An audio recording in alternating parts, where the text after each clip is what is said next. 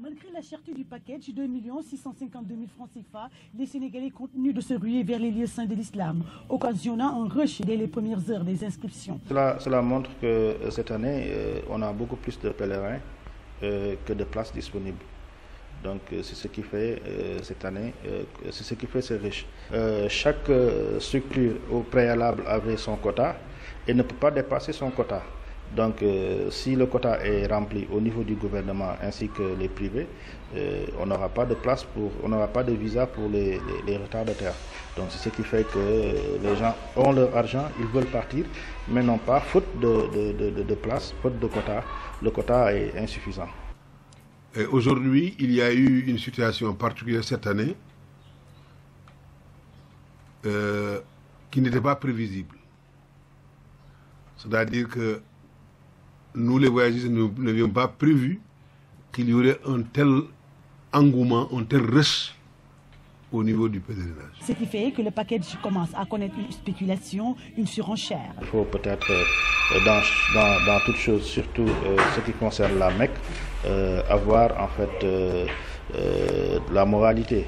Je pense que ce n'est pas normal, c'est quelque chose que nous fustigeons et que nous partageons avec les autorités qui le dénoncent. J'ai dit qu'il faut éviter de trahir le contrat que vous avez signé avec votre Dieu, notre Allah subhanahu wa ta'ala. Parce que quand tu fais un package de 2 900 000 comme moi, la situation devient favorable pour augmenter. Tu oublies le contrat que tu as fait avec Dieu, de 2 900 000 avec lui pour le pèlerin. Tu augmentes de 100 000, 200 000. Tu as fait du riba. Pour certains convoyeurs, les 328 000 francs, c'est-à-dire les 2 000 rials, sont venus s'ajouter aux frais tardivement. On l'a découvert que quand on est entré dans le portail. On a découvert qu'obligatoirement, tel, vous mettez son nom dans le portail, il dit qu'il doit 2 000 rials. C'est en ce moment qu'on a compris effectivement qu'il y a cette mesure nouvelle qui est venue s'abattre sur nous au moment où on a déjà presque clos les activités commerciales.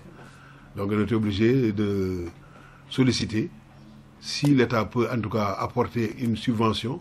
Malheureusement, le délégué nous a informé que l'État ne souscrit pas à cette doléance et on a demandé à chacun de s'évertuer à trouver les moyens pour pouvoir en tout cas continuer à faire le pèlerinage. Donc, pour parer à toutes ces situations désagréables, certains voyagistes privés préconisent une inscription 1 an à l'avance.